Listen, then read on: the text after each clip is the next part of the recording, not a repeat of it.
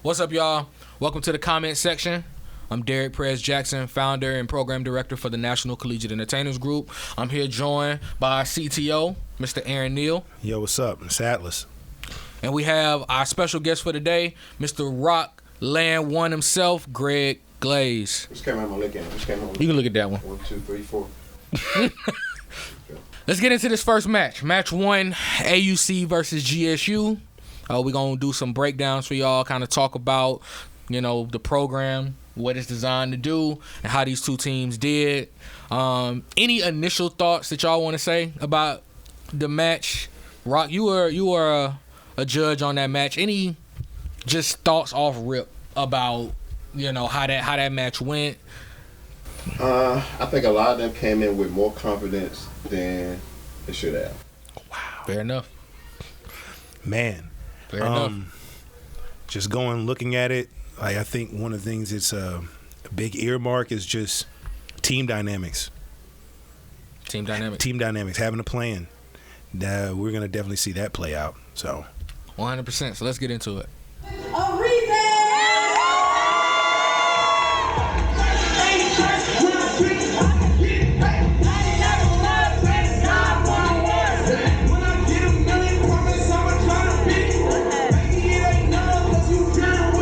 Somebody on that team in the A&R department, production team, should go back to him and be like, okay, we need to decide what kind of performance you like to have, and let's produce some records that are good for how you like to show up, because this ain't working. Yeah. But even with them, we talked about this the other day, they don't even have the basic knowledge or the basic insight to even, because what they do is, say for example, if you out there performing, right? Yeah.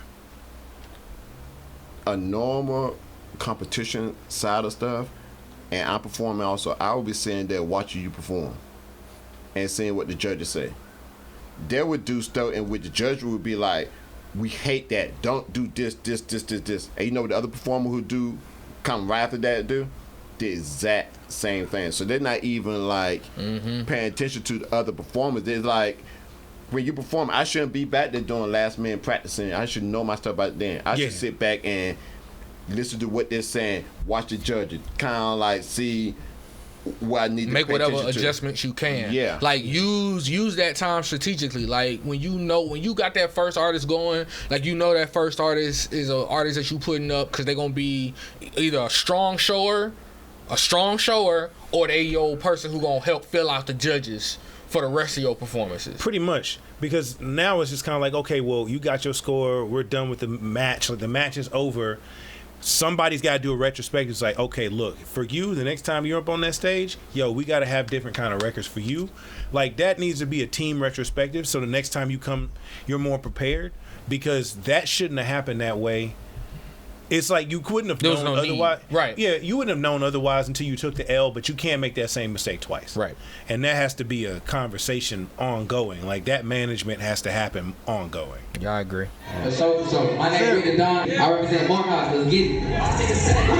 All black coats with charge, little lunch trying to catch you. Bad little bitch that ass. Slide from the suit, I can slide through without any ass. I see take my crash, apply that pressure. That's why I can't fuck with no rappers. Be acting, she don't go as soon as I see no I'm a real bastard. And he got a 79. 79. So he did better than the last dude.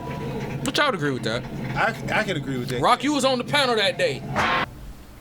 The first artist, I think I was feeling like you was doing good, but you was saying too much. It was kind of a wall of words. Yeah, you was, you were showing I'm a great artist, I could do this, but at that point I'm like, okay, you're an artist, but this is a performance. You know what I'm saying? You need to show more of your personality. And a lot of times it's kind of when I look at performers, I also think what would I think if I couldn't hear them? Yeah.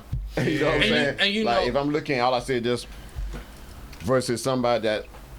And that's the crazy part, because being able, having worked with these artists and knowing more of the songs that's in their repertoire, especially with Arize, most of Arize's records are much more slower, much more somber. He felt like he had to come with his most high energy track in order to be a part of this competition. And one of the things that I always tell people, and tell these artists, you know, in general, is that I don't think that that's true. You know, people go into these settings, whether it's these clubs or all of this other thing, and you think you gotta conform to what you think that audience is expecting, not realizing that, if you ask me, I think it's more beneficial to you as an artist to be the person that stands out and is remembered. You know what I'm saying? Pick the record that you can emote the best. But you know what? Pick the record that can make people feel something by the time you hop off stage. And the reason has a lot of records like that, he just didn't perform them. I think that also goes down to the fact that your A&Rs and your producers have to have more responsibility, have to take more responsibility for L's on the stage. Oh, 100%. Because it's like, yo, bruh, as a music producer, do you know how to produce a record? Do you know how to produce a record that's going to be performed? Do you actually know how? Like, if I have a high energy, if I know as a music producer I got a high energy rapper I'm working with that's going to perform a record, I'm putting the hook first. That's the first thing that's going to happen in that record. Yeah. Because I want the audience to hear that joint immediately, and then have something to hold on to for the rest of the performance, and be on the songwriter to be like, yo, we need this joint to be tight, and to also co-sign on that, and not to cut you off, but that's also a professional tip, because we see people at the highest of levels do it all the time. Who said the arrangement of your performance track had to be the same arrangement as the streaming track, the radio record? Yeah, you know what I'm saying? Like, you have a performance track for a reason. Yeah. You know what I mean? Like, put that joint first. Put the hook first. The whole team has to take that L together. Yeah. You can't put that on the artist for coming out there and they not. You gotta get it. They weren't completely prepared. Yeah, you gotta get entertainment mindset. You know what I'm saying about it. You know what I'm saying? Because I would definitely have told somebody that, be like, thank you. I've been like, yo, bro, like, the crowd was against me because the arrangement and the songwriting of the particular record wasn't geared toward the action that we were going in here for.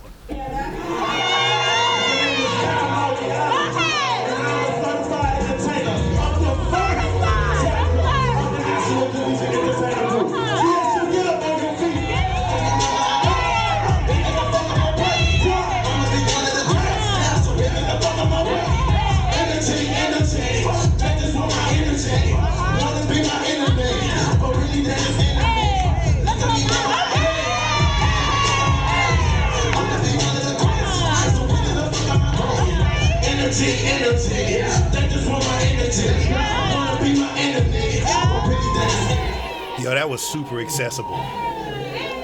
That was very accessible performance. He made you feel uncomfortable. Then when I said, I'm sitting there, this is the first time I ever seen him perform, right? So I'm sitting there, watching him, and he looking me dead in my eye like, and this is so funny. I remember this so distinctly because my phone was going off like right before his performance, but I was trying to answer my phone, but he would look at me like so intently. I'm like, okay, I'm not gonna answer my phone because I'm gonna feel real uncomfortable. Like he's like, and then when I said, you saw near the end, he purposely got right in front of me. And like, I'm up, but like, if I answer my phone, I might have to fight this guy. Because it's like the power dynamic changed, right? Right, yeah. Right. And you went from being a judge and went to being a spectator. Yeah, at his show. Knew it. At his show, 100%. And that's what it is. It was his show at that point. 83. Yo, like, I have no. There's nothing negative to say about his performance. In my opinion, it was functionally, it was perfect. The only thing that anybody would have any issue with that performance is preference. Purely preferential. Like like functionally, he did everything right. Like, you just have to not like that style. That's it. Like, that's the only real argument you can have. But if we're like being non-biased, he had perfect performance. Yeah. It's just purely preferential at that point. Yeah, I agree. I think that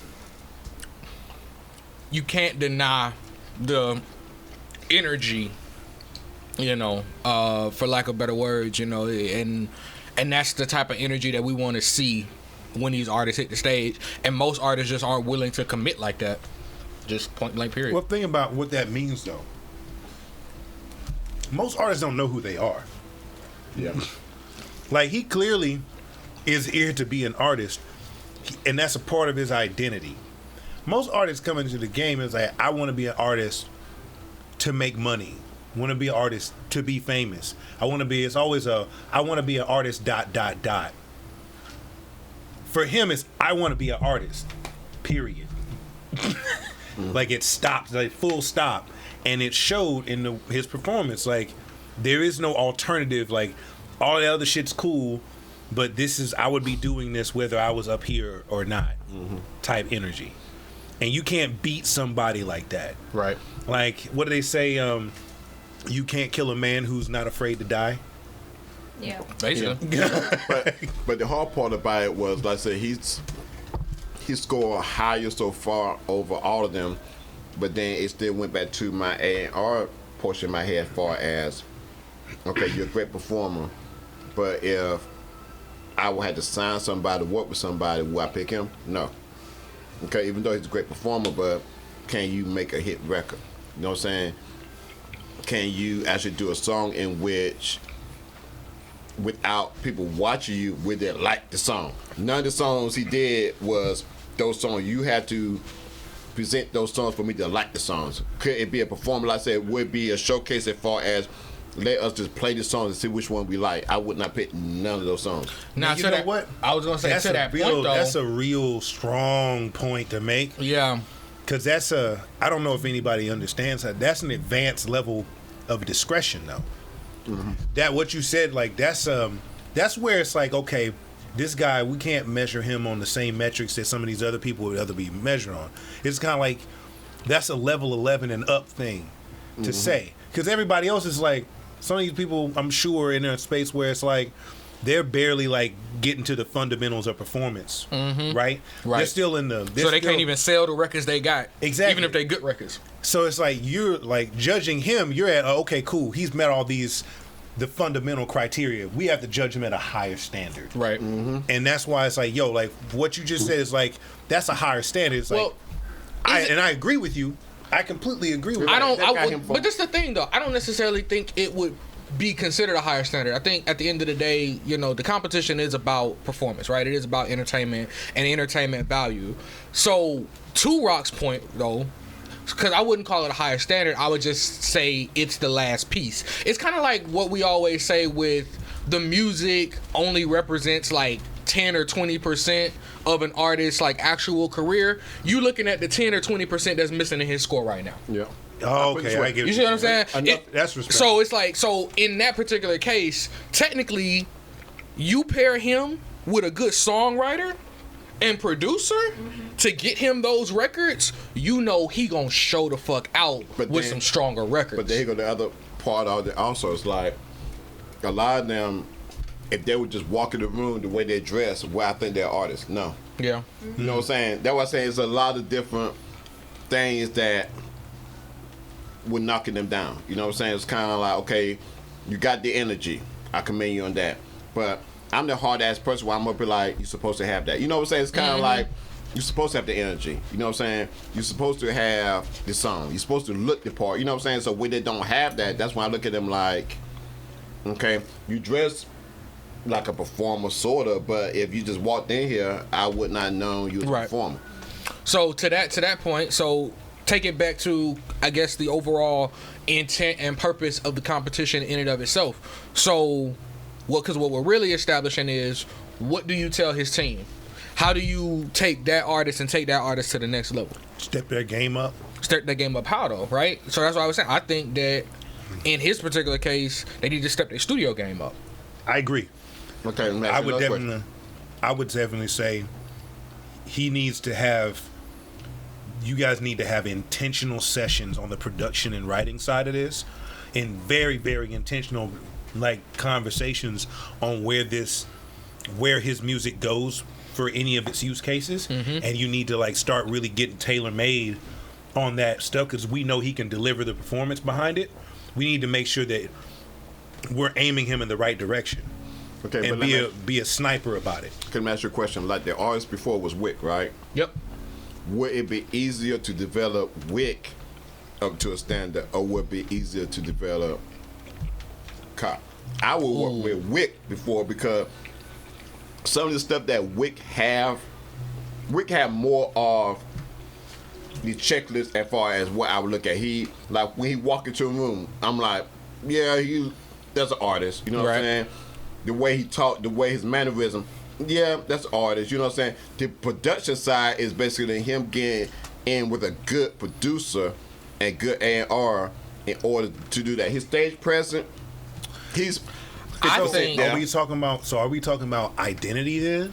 Because in that case, I looked at Wick and was like, from that perspective, I looked at Wick like a blank slate. He's got plenty of places that he could go with the right guidance. Versus Kai Marion, like, no, he gonna go in a pretty narrow direction. Like, there's not a whole lot of extra places he can go. Like, I don't know. I mean, I think that's true, you know, when we consider Atlanta to an extent. But part of the challenge with Wick is you got to get Wick to break through a crowded field of rappers that sound more or less just like Wick. You know what I mean? Like, so to an extent, like, yeah, there's some places you can take him there, and there's a lot, and we know that the market for him has already been established. But to me, a Kamarion is an artist who the route for him is the pop circuit route. Period. But the thing about it, I still haven't heard the song for him to even go. Right, but that's what I'm saying. So it would be more about whether or not you, as being someone who's working with him, have the connections to the right people who can give him that song. I think because, you know, to me, and, you know, you can't really speak to it without us having been in a room with them more. Does the persona that Wick give off allow him to be someone who will make him coachable to the point where you can give him the last two pieces that he needs versus Kamarion? I think Kamarion will probably take the direction and be more willing to allow someone in the room creatively to give him that pop record versus a Wick where you're still kind of searching for it because he has more of a crowded feel in the first place. And that really, I can agree with that. Like I said, I feel like it's about identity at that point. Yeah. Like, again, Wick doesn't have one that differentiates him from everybody else. You can give him one. You can give him a direction. He'd have to commit to it. Right. But Kamarion, which is a question. Can he commit to it? Kamarion has a very definitive direction. Like, we know where he would go. And to the point of, does he have the right record for the direction he's going in? That's something that we can answer. I would choose Kamarion over if I was to choose any one of them, just for me, because I'm more of my comfort zone is like R&B and EDM anyway, right, and that stuff. I would choose Kamarion just because I know how far he could go in that direction, and there's not enough reason for me to go and build up an artist persona for someone like Wick. Like, I would choose Kamarion over Wick. Right. But when you talk about the crowded field, on the business side, Wick is cheaper to push. That's true. Kamarion would be extremely expensive to market. That is true. That's true. Kamarion's expensive. From a label A&R perspective, I had to go with. I get it. Because it is easier to push a Wick. Yeah. It's financially easier to push You get Wick. the right feature. You can easily throw him on the pop side real quick. He already got the look. He already believable because he's doing him. You know. Yeah, that's true. I go by Mr. Boy. I traveled here from the southern region of Africa and traded my sparrow's wings for panthers. Okay, come on. And I represent Clark Atlanta University. I hear my people saying, ha, you lucky Katie, so come the chain onto you.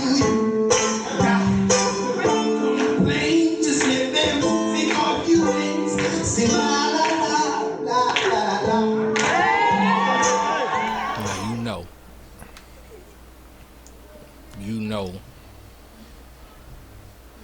I'm gonna go back for my boy. I'm gonna go to bat for Mr. Boy, but I'll go I'll go last.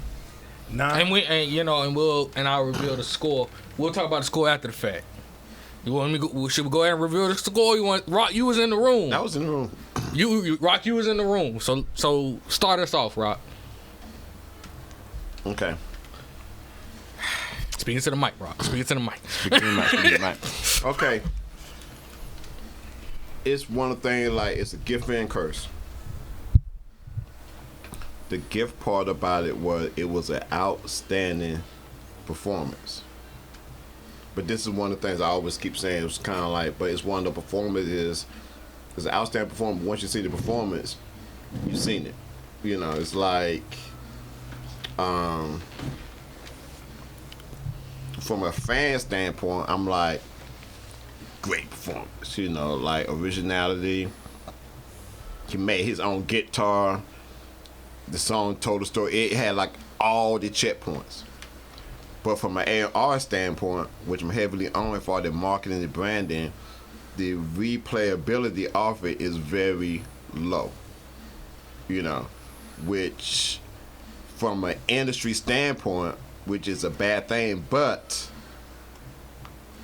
I'm saying it's like, it's one of the things, like his strengths is his weakness also. You know what I'm saying? It's kind of like, it was hard for me, you know what I'm saying? But like I say, from the scoring standpoint, I think he got like the best score that night, you know what I'm saying? Because we were like, originality, check mark, performance, check mark,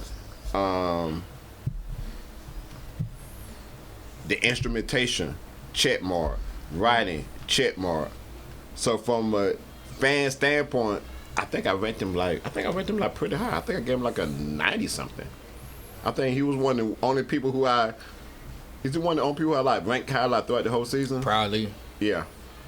So he did a tremendous job, but it was still the fact that I'm like, okay, if somebody get him, then what? That's gonna be the hard part about it. It's like,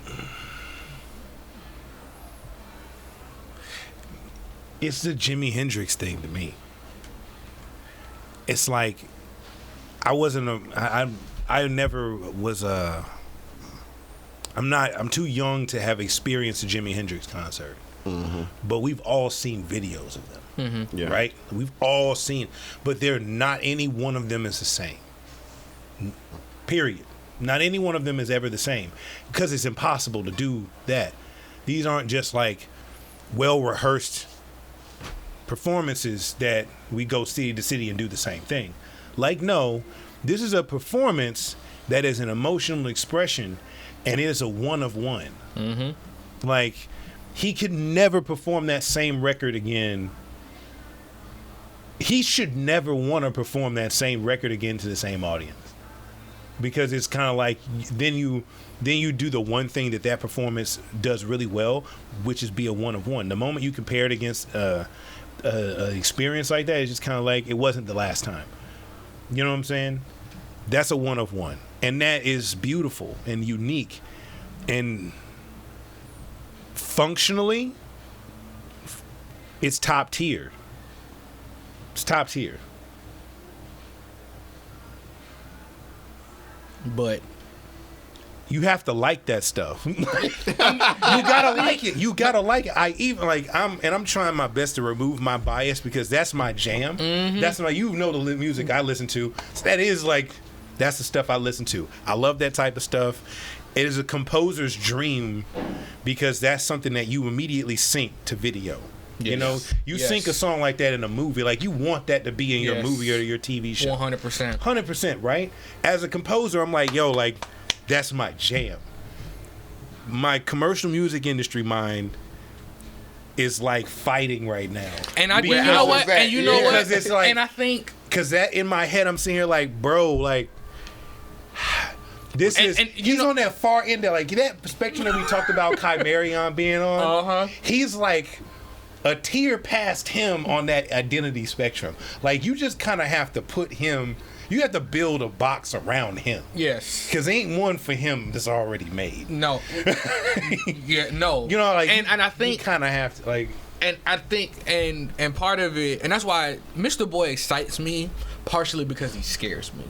And I think that's the real thing that people are going to get when they see Mr. Boy's like performance, especially through this series. Like, one of the things that I always tell artists whenever I'm coaching artists, I always say, you want people to make a bilateral decision about you when you perform. You either want them to hate you or love you. But every single person you leave on the fence hurts you. Now, I will say this. Oh, go ahead. So for me, Mr. Boy strength to me is that he's really, really, really hard to hate. But you know that, yeah, our preconditioned commercial brain of the music industry is struggling to calculate how many dollars and how many markets and what audience of people you're going to put him in. And that is what I love about this series in particular, is that it could emerge. Actually, you know what? There is an answer to Mr. Boy. He's not an artist. He's not an artist. And why I say that, like, you know how we work with Sonic Communion, like, they're musicians first, right? And so their idea, they're not moving. Like, he should never move as an artist. He should always move as a musician.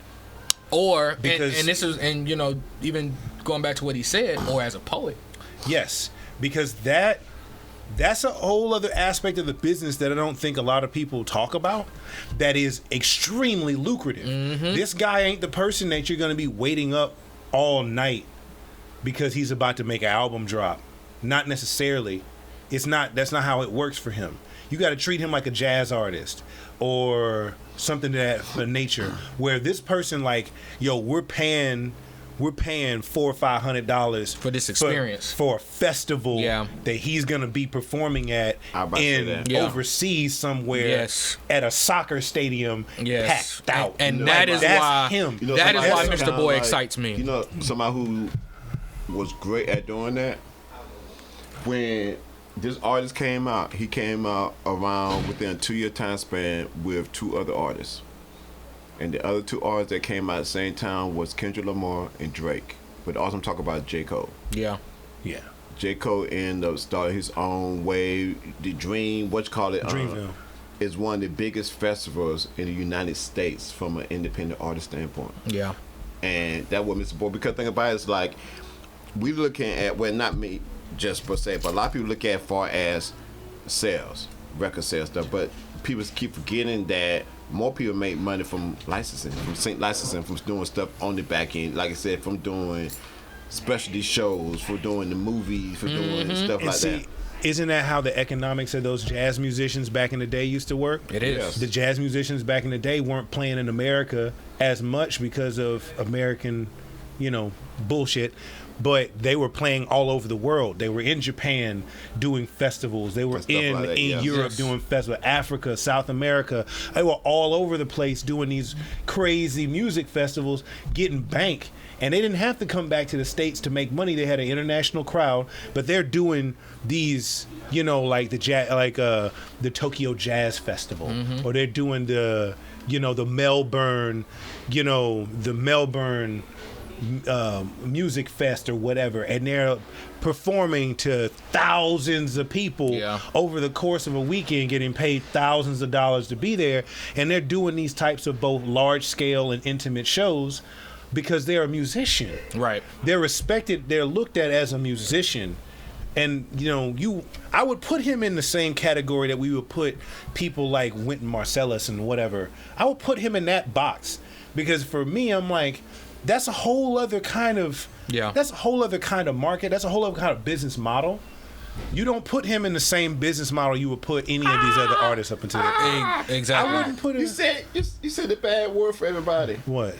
Business model? Yeah, a lot of people. Yeah, because the thing about it, music industry don't have no business model. It's just we just get a whole bunch of people. We're gonna throw it against the wall, wherever sticks. Right. Sticks. And that's what I think a lot of scares people. And they could be over there, be broke like and they can continue to be broke. What scares people about Mr. Boy. So I'll give y'all another piece of insider information that I know about Mr. Boy, just so y'all also had a context to kind of be again a contrarian to what both y'all has said. But Oh Lord. because here's the thing about Mr. Boy that I know. So first off, I've seen this performance. I've had to watch the footage of this performance a million times, and every single time I see even this performance, it just captivates me. I'm captivated by it. No matter how many times I watch it, I'm just like, I know every word he gonna say. I know every note on the guitar. I know the whole thing, and I'm captivated by it. But more importantly, Mr. Boy, in his audition footage, because I was in the room when he auditioned to be a part of like the organization and the things that we were doing that year, and he performed that same song. But here's the biggest thing that I love about Mr. Boy. You remember there's a poem Yeah. that leads into that song. And then even when he did the pause, like, of course I broke out, Yeah. that poem changes every time he performs that song. He applies a new poem, a new story to that song every time he performs it. So you know the song, but you don't know the story. This nigga is a genius. I love Mr. Boy, bro. Like, there was one time we reached out to Mr. Boy and asked him to perform. He was like, well, I write the poem every time. I write a new poem every time, so I don't have enough time to put together a new poem. And we were like, Nigga, you don't get here perform. nigga, if you don't But yo, but tell me, recycle the poem, he won't. but tell me, That's an artist, so bro. tell me, why would it? Wouldn't you pay good money to go to Glastonbury to see him perform 100%. at an international festival? But I wouldn't go. That's not somebody I would put at the Phillips Arena. I'm not gonna put him there. I put him in Piedmont Park. Exactly. You put him at Piedmont Park. You put him at. I put him at a big festival like that because that dude. But that's my point. That audience is better for him. Yes. And the way he moves, because that's essentially that poem would be for another type of another musician would be a solo. Yeah. That you would only But get that's my when point. you went to this particular but that's my point. performance. That's why I issue with say him, though? I'm not worried about Mr. Boy. I'm worried about our community's ability to be able to appreciate and do what's necessary for Mr. Boy. That's Okay, more that's what than I'm about fair. to say. That The is more issue than with fair. Mr. Boy is this: first of all, he got to become a business person Yes. because the only way he gonna be able to survive is he gonna have to run himself like a business and have people be able to invest in him as a business. You're not gonna have somebody who is like, I'll put it this way: nobody that is looking for any type of artist or a ROI is gonna get him because it's the thing about it is, Not in our community. I'll put it this way: the thing about it is, What are it's you not, talking about? It's not a fact that it's lack of who he is as a person, but it's the fact that people gonna be like, how much time it gonna take me to get him up to this status? That's gonna be the, Columbia, a glass note would sign him. Because they already doing that with all the other and musicians they on their gonna sit roster. him on the shelf. They would until put they him on. figure They out- would put him Bruh, on a tour. They would put him on a festival tour A festival tour or as an opener for somebody to see how or he does with the but crowd. then have him writing for some movies. But he gonna still need to have a team. before I he agree gets with to you. That point. I agree Because with that not, part, he will yeah. sit on the shelf because you still gonna need that team to be like, okay, you perform at all these festivals. They ain't gonna be to the point of okay, now what we're gonna do? He definitely need a team because they need Yeah. people who gonna do the work because that's not gonna be easy work. Yeah, that's not an easy. It's not easy work. That I agree with you on that point for sure. That he's gonna need a team that knows how to handle that particular business model for his form of artistry, for sure. Because that ain't the beaten path. It's It's probably one of the oldest business models for an artist. But that It's no longer practice. Yeah, it's not Yeah, it's widely not. practiced on the commercial side like that. And yeah, like you're gonna have to be okay with going to Myrtle Beach or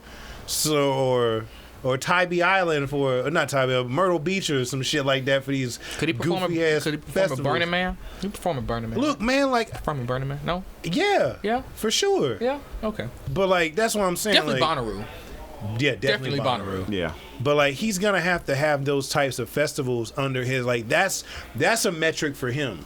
Whereas like other artists would measure their success by album sales and streaming numbers and where they sit on the Hot 100. For him, it's just kind of like you're right. There's no way to measure him to see what to do. His measure of success when you have an artist like that is how many tickets were bought because you were at this show.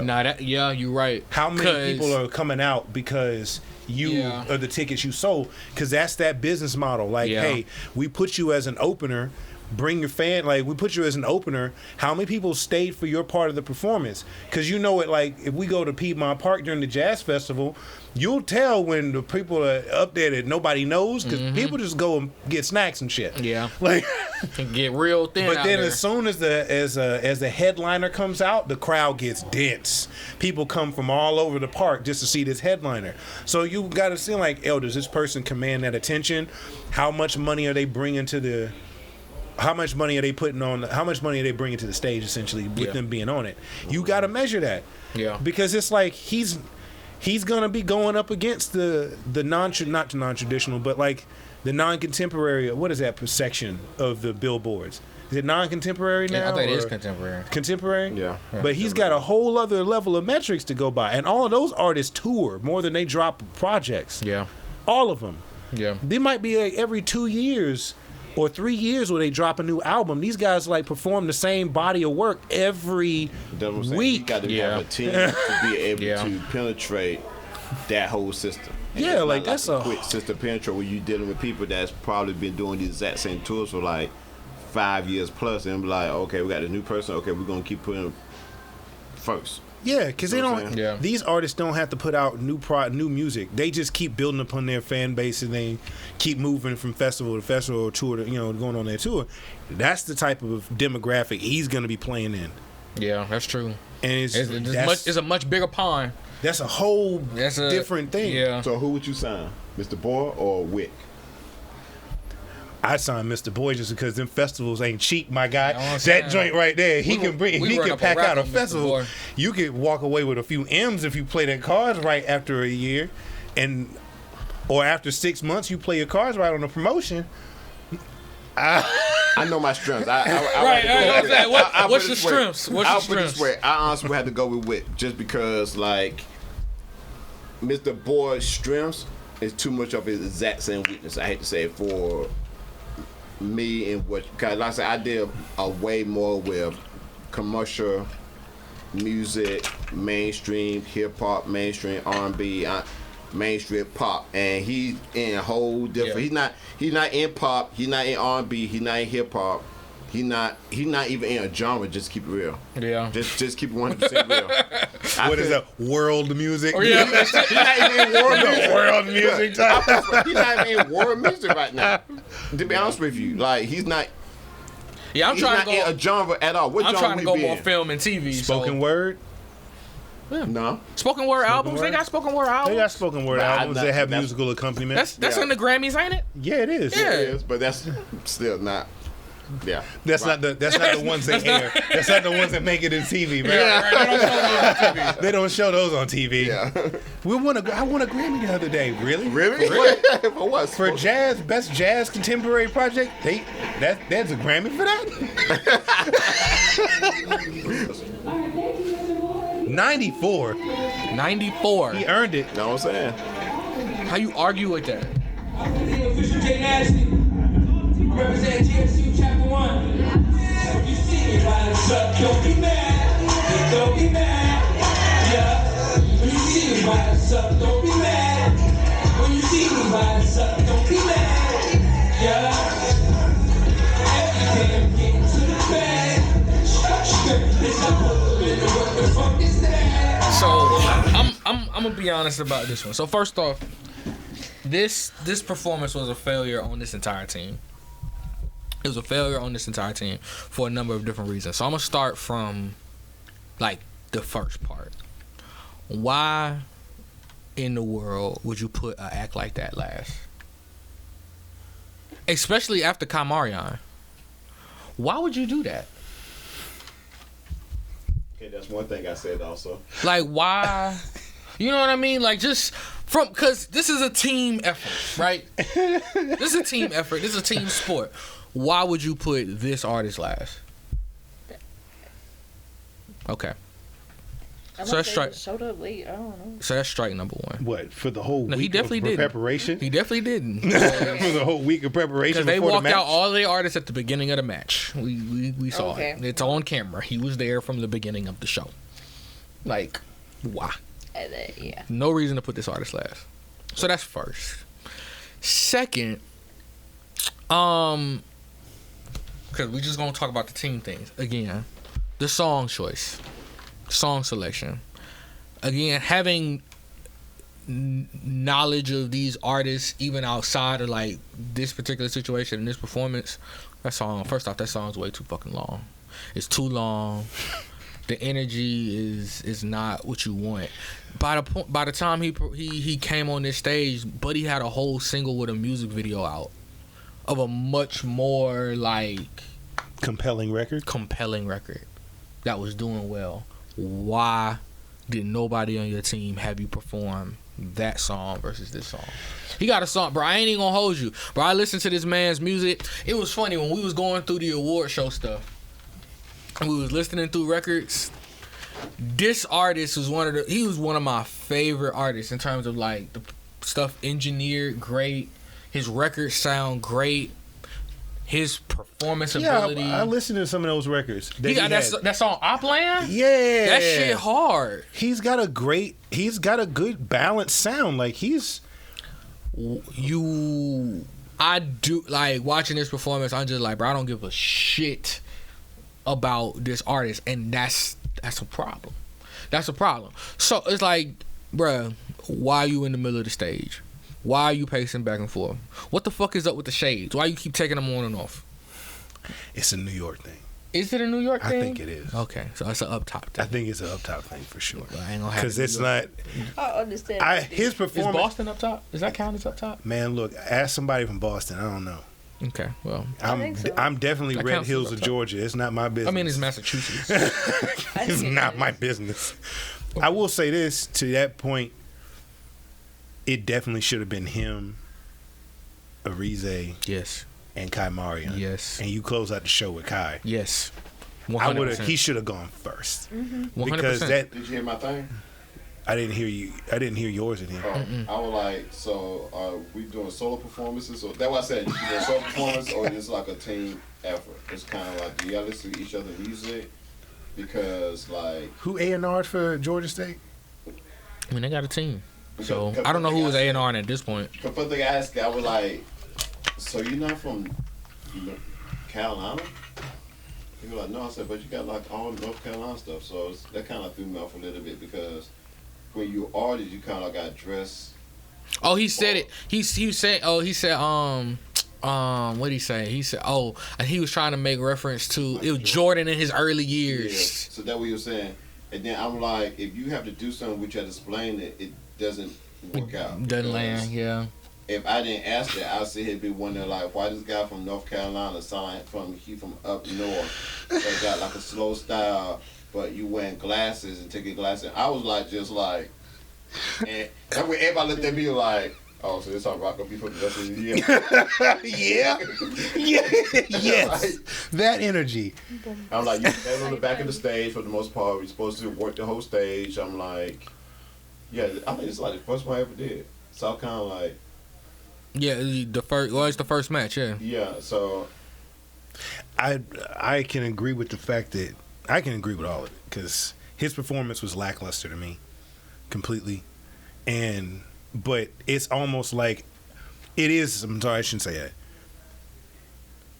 I've heard his music when we were doing the stuff for award show. I listened to his music.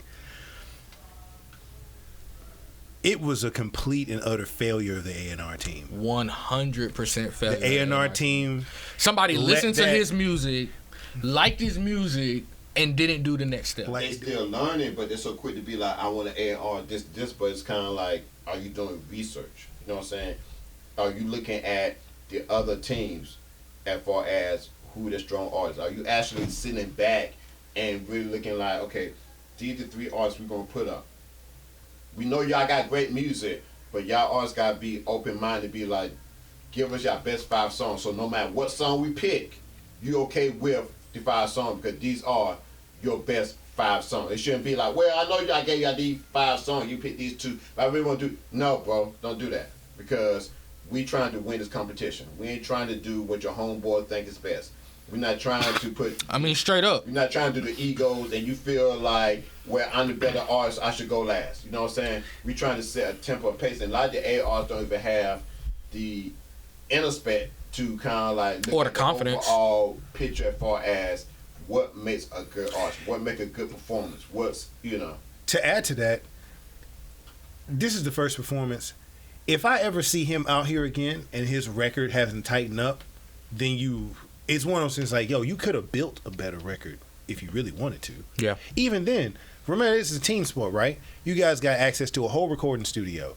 If the songs that he had already in your research, in your time to prepare, weren't to snuff, and you know the records that were gonna go on stage that day is like, yo, we need another kind of record, and you ain't got it, but it's gonna be you, so we can make the shit that we need. Right. You have the time for that.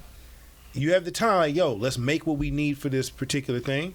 Let's see how it does on the stage, but we know the narrative that we're going to the performance with is solid because we built the narrative from scratch if we need to. You have the power to do that. That's a failure on your team. That's a whole failure because then they threw him out to slaughter, essentially. They just threw him out there to die. And that's... And then you got like 2 strong, and then you know you got 2 strong performers that's doing performances, and you gonna put them after that, and now it's like we look at Mr. Boy. Right. Now we got him coming in. It's like, oh. But think about it. Here's a good question. What would have looked like if Kai Marian hadn't have gone before Mr. Boy? So what now? What would have it looked like? What would it have looked like if Kai Marian hadn't have gone before Mr. Boy and he went last? It'll look better.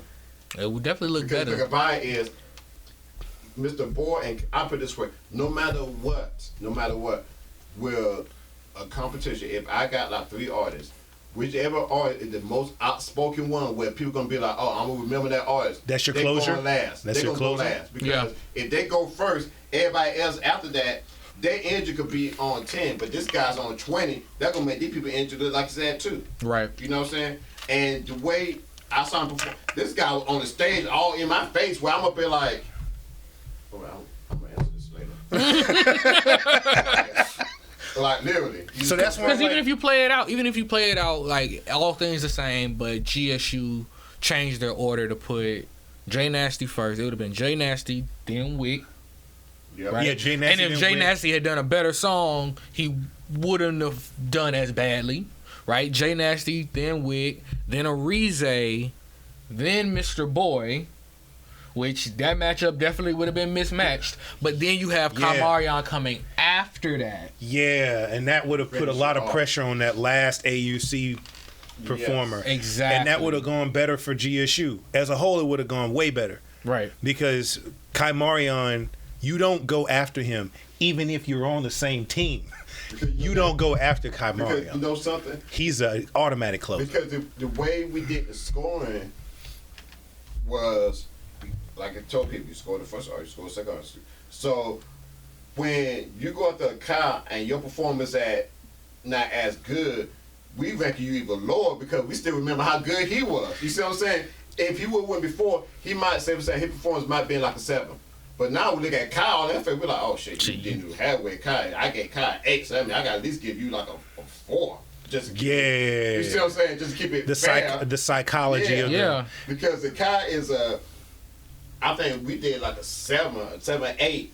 That means everybody else who didn't but had the type of energy, you automatically got like a 4 just on principle alone. Like, you know, for instance, if you came before him, you might got like a 6. Then at that point, then we had to be like, shit, he got 6. He saw what Kyle did down.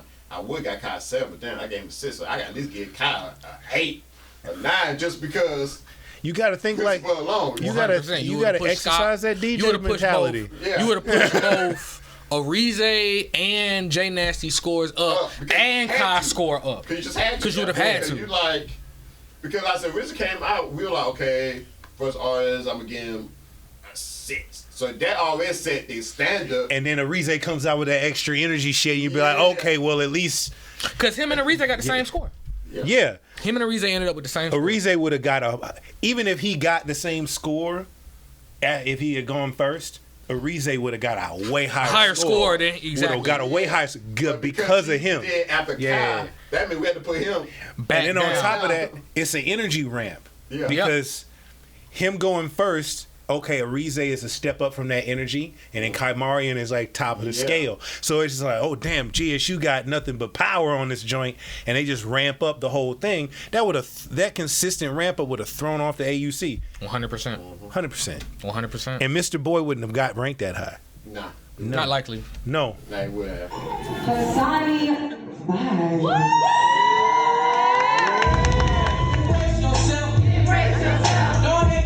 Sing it back to him. How to love yourself before you love anybody else. Please embrace yourself. Sing it back to him. Don't hate yourself. How to love yourself before you love anybody else. Like I said, within the college market and all your friends know who you are, local talent show type vibes and stuff like this, yeah, you probably go across. But when it comes to mainstream outside of your circle of people, your peers and stuff, like I tell people, like, your competition isn't the AUC, your competition isn't Georgia State, your competition the mainstream artists that got like $1 million budgets behind them. You know what I'm saying? He chose to pick a fight with Jason Derulo. Jason Derulo. I get it. Did I lie? I got it. Again, no, I get it. I get it. Yeah. Here's my thing with Hassani. Hassani is a showman through and through. You thought the performance was over. Thought it was over. And this man comes out with the wardrobe change and throw the so to Rock's point, right? And I love being able to have these moments where we can talk about, like, what does this mean? Because that shit would never work in like a regular commercial environment. You saw the way I was looking like, he threw Jack, I'm looking like this. It would never work in that setting. But the fact of the matter is, we're not in that setting. We're not in that setting. And this man is at an away game. So most of the people in that crowd ain't even the AUC. And it still worked. Yo. But you know why? I can tell you why, though. It's still the college embedment of the situation. It's kind of like, I'll put it this way. It's almost to a point of you at cookout, right? Mm-hmm. And your mama like, go do that song. Go sing. Go do that song. And you out there. And the whole family is love you, whether or not they love you or not. Just the fact that, you know, like, I mean, one of the jokes was like, oh, it was a great thing. You know, a lot of people don't understand how much courage it takes for artists to come up there. I'm like, that's bullshit. Don't get them congratulations because they came. They're supposed to do that shit. Like, I'm not congratulating you because you had the courage to come up here and perform. Just kind of like, I'm not about to pat you on the. I'm not about to pat you on the back for making up your bed type shit. Right. Right. You know, I'm not going to pay you for being a performer or for you doing different styles or, you know what I'm saying? It's like you're supposed to do above and beyond. You're supposed to be tight on the situation. Like, I understand that, okay, like, I know how to cook food, right? I know how to play basketball. I know how to do stuff on the computer, graphic works. I know how to write songs. But I'm not gonna do all that at the fucking same time. You ain't gonna see me cooking while playing. So you don't have to be like, yo, I could do a great island song. I could sort of sing. I could sort of dance. I could take my jacket off. You know what I'm saying? We don't want to see. Show me the best thing that you can do right now. Your strength. And give it to me. Here's my problem with it. So let's just see what the score was. Exactly. Look at this score though. What? Yes. Okay, all right, hold the fuck up. That's what I'm trying to say. So the question is, exactly why? All right, yo, look. First, so why? Let's address. That's what I'm saying. Let's address the whole like you were there, so let me see if I got this right. It's the fact that nobody actually gave a shit about their actual like roster and the order in which they went that allowed this to happen. Okay, you're right. The person before that, what did they get? A 66, right? Did he do better than them? Yes. Yes. I'll put it this way. No.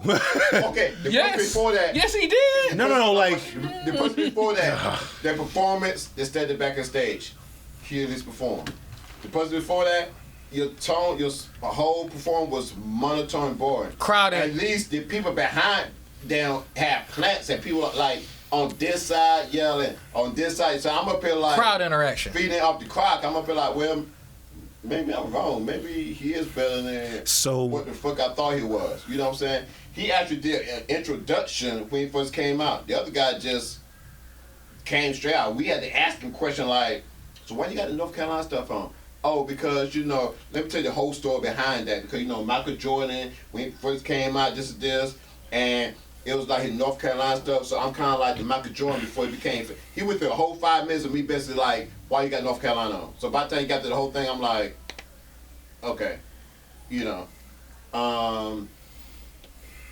He actually got the crowd to like recite because at least I still remember, don't hate yourself. I remember the first song. Embrace yourself. I remember that part. I'm like, well, at least he got something I remember because I cannot remember a thing that.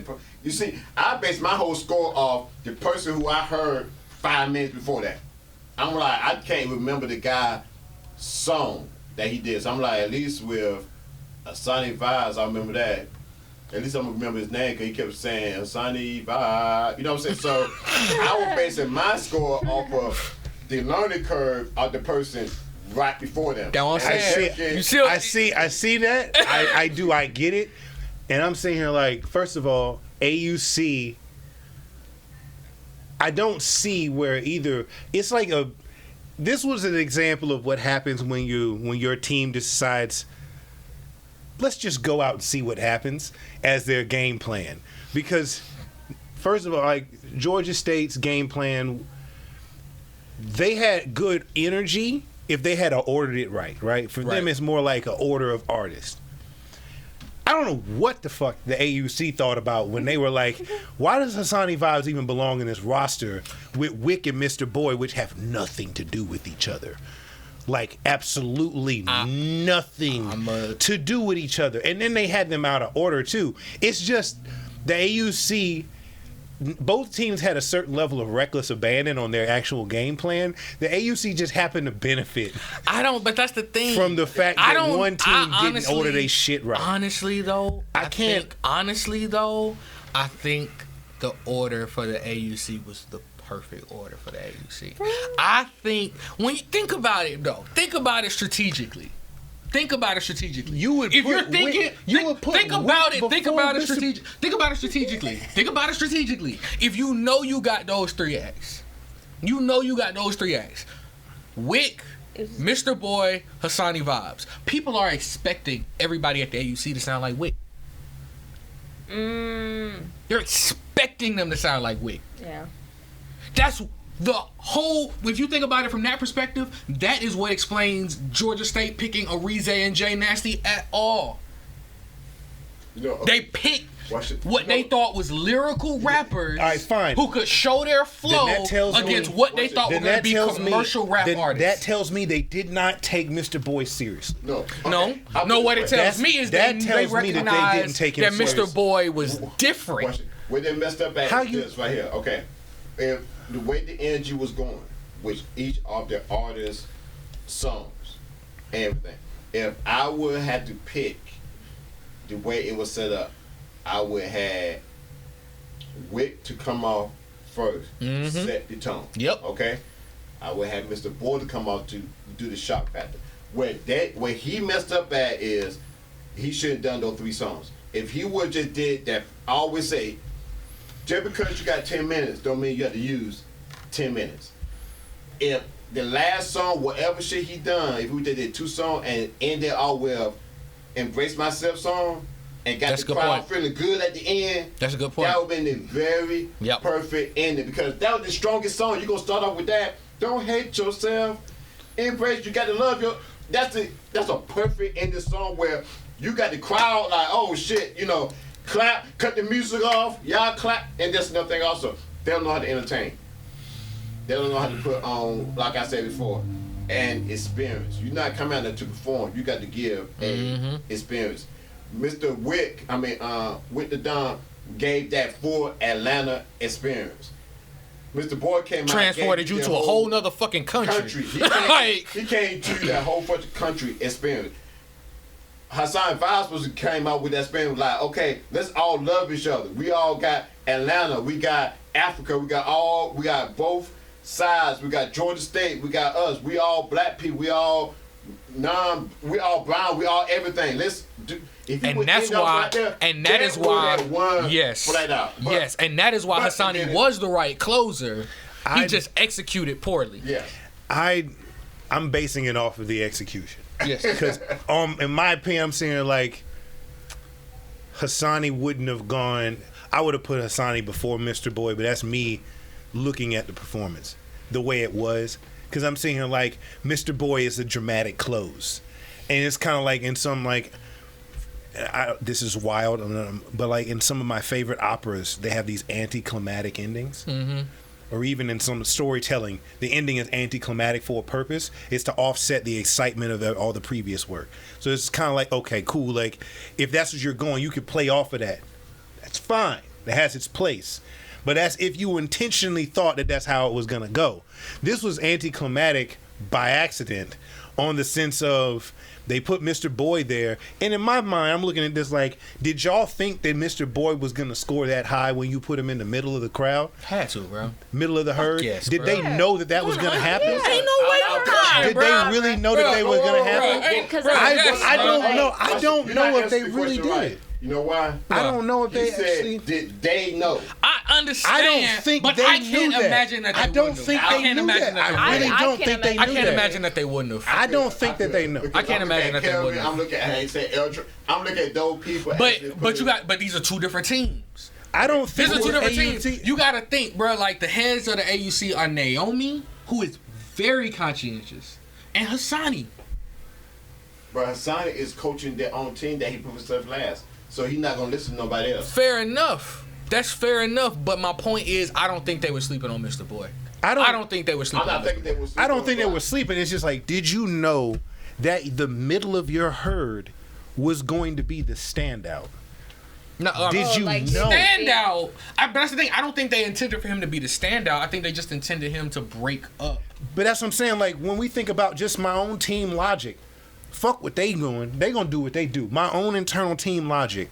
I want to end strong. I want to end with a bang. If these are the pieces I got, Mr. Boy has a particular vibe that if you put him in the rear, there's a chance that you can get that groundswell of emotion out of that performance. And you kind of, there's a chance. I don't know. If you knew he was going to be one of those strong, but it's like, but you know what? But that's the whole onus. point. It puts the onus on Hassani to make sure that when he goes last, he fucking nails that. But that's true. shit. But I don't think Hassani thought. But He didn't Hassani nail thought that he was shit. going to though. Yeah. If he's thinking Hassani- that he's going to nail it, Because I put it this way, when I asked you, were you there when we was talking? When they had the rehearsal, were you there when they had the rehearsal?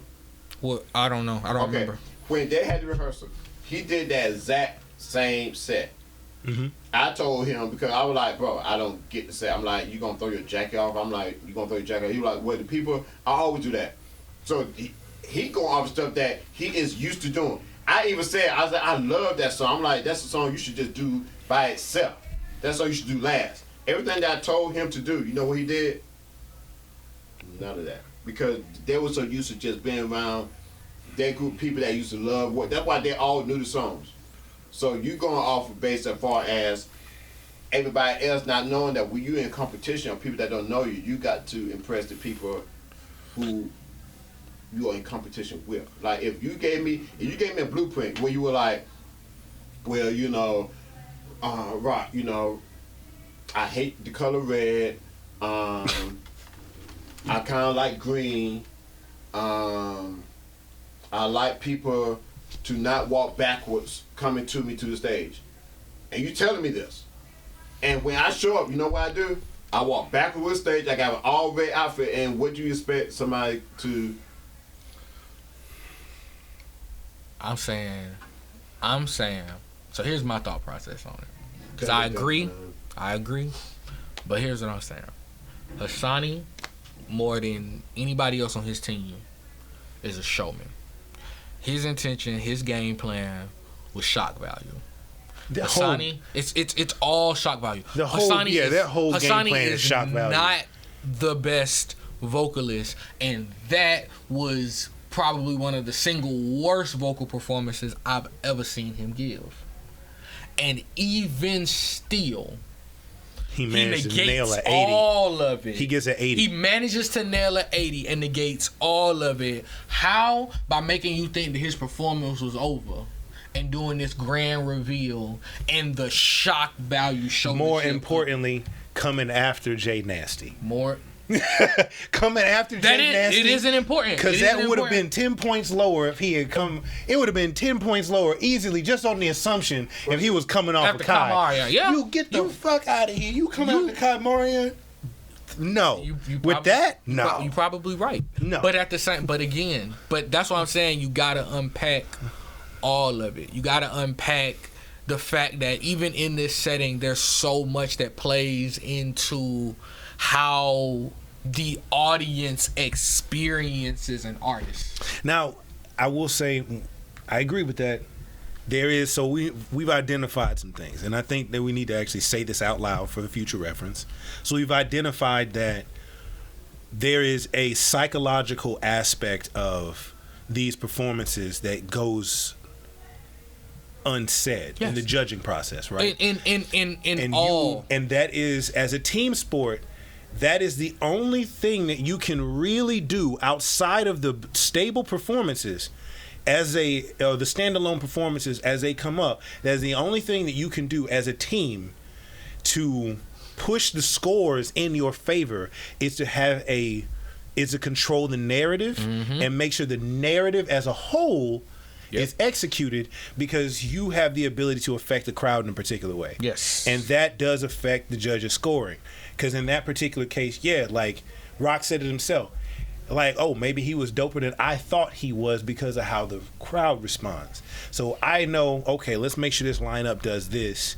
Let's come to the table with this particular thing. What's our game plan? If it's shock value, which is what AUC is using here, cool. How do we get the most out of the crowd to make sure that we're buffering that judge interact, or that judging, so they're least likely to judge us harshly if the crowd is on our side. Yes. And if that's the case, then you know that needs to be your game plan. That needs to be built into every time you show up, and make that a thing, because that is your psychological warfare. If your game plan is talent, hey, we're coming to the whole thing with talent and energy. We got to make sure that we control the energy of the crowd, so we can make sure our performances are in a very particular order, and the records they're doing complement each other as far as some level of energy. That's your game plan. Stick to your game plan, because you know the judges are going to be comparing you on the last act.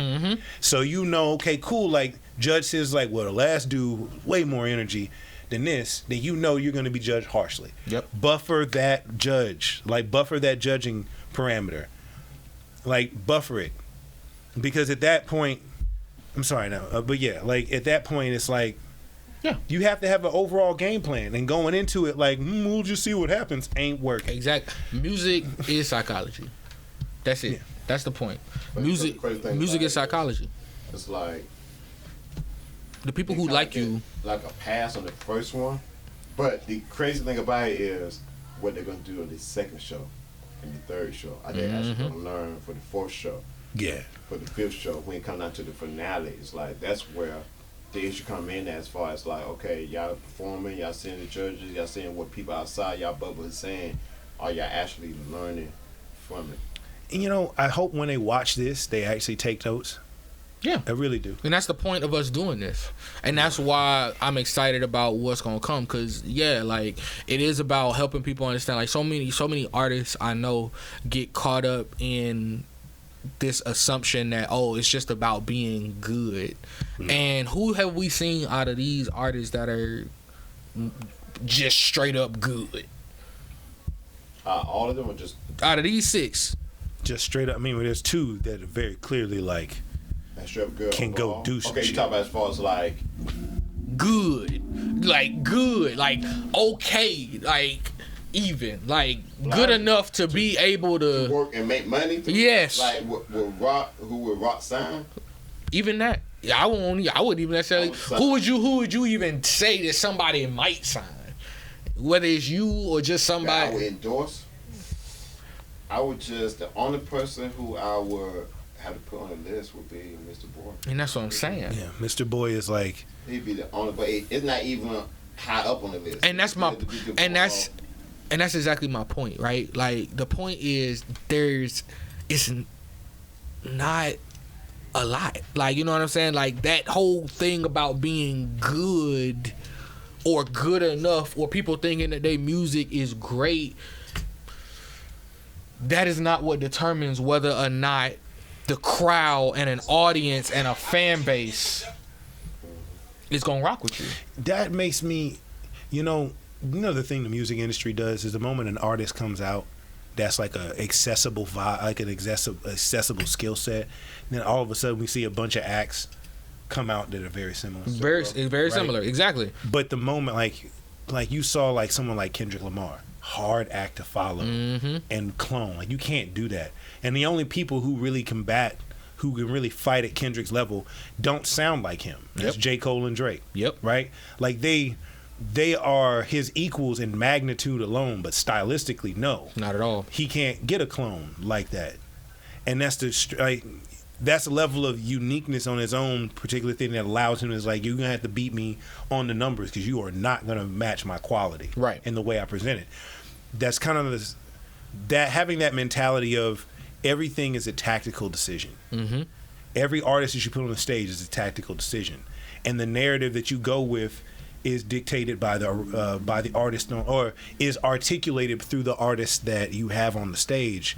And as a team, you have to consistently be tactical. You have to. Like, leadership has to be thinking about, hey, like we're going up against Georgia Tech. We know that they're not going to be in the hip hop space like that. That's Right. not their vibe. They're going to go in alternative routes. And just as easily, Georgia Tech could have a, whatever roster or whatever. So we know that. How do we keep our game plan? Do we have the artist on our roster that can execute our game plan against an opponent that works differently than others may work in the conference? Right. How do you do that? Just kind of like in football, like you got teams. It's like we might be used to playing in the rain, but these guys are used to playing in the snow. Right. Whole different, like, you know what I'm saying? Like, whole different mentality that does affect how you play. And in this particular case, especially because we're playing psychological games, right? This is about convincing the people in the audience to remember you and be on your side for whatever reason. Like they rock with you once that dust settles. So the question is, how effectively can you essentially turn the other side's audience base In your favor. What techniques can you employ to do that? If it's just straight up talent, then do that. But for most of these artists, it's not gonna be that. It's just not. From the music that you make might not be their speed, but that doesn't mean that they won't like you. Kamarion. Yeah. Right? Even Mr. Boy. But in Mr. Boy's case, you're just so wildly talented and genuine and authentic that, again, despite the fact that the musical taste isn't in your favor, you like him. You know what I'm saying? Wick is somebody who is like, that's just so commercial, down the line, on brand for what everybody likes and is listening to right now. So when you know you got an artist like that, yes, he's a safe bet to put up there. Because you know it's very likely that the other side is going to like rock him. with this dude. You know what I'm saying? Our team going to like him. They going to like him. You know he's going to give you 20 points. You know it. You know it. You know that. You know he going to give you 20 points. You know that. You know what I'm saying? And when you're, that is the very essence of branding an artist. Understanding how you can play those psychological games with the audience to make that audience recognize that artist. See, big labels do that all the time because they have rosters of artists to dig from. Exactly. Like, Right. And So- it reminded me, remember I was saying that when I was like judging him, I was like, Hassan Five, like, maybe they like him way more, you know what I'm saying? Because that's what a label gonna see. If a label see him, they're gonna be like this. They're gonna put him with Lil Baby, whatever. People might be like, he might not be good, but I don't know. Like, he might be Lil Baby, so I might like him just because I like this. Over Yeah. here. exactly. But And you- with Mr. Boyd, you got nothing to compare with Mr. Boyd to. So you kind of like, I'm not sure what now. Like, it's almost kind of like somebody give you some food and you hungry. And you're like, I really like the food, but is the food really that good? But you get that same food an hour later, you're like, food was Yo, and that's- alright. that psychology goes into like you have a restaurant that has a small lobby, so the line has to be out the door. Outside. Mm-hmm. Yep. You know what I'm saying? It's like, yeah, it's not the fact that this place is really dope, but 20 people in a small lobby is a line out the door. You Right. know what I'm saying? Like, that's a line out the door, and it's kind of like people drive by and be like, damn, that's a long ass line. It's really only 20 folks, Right.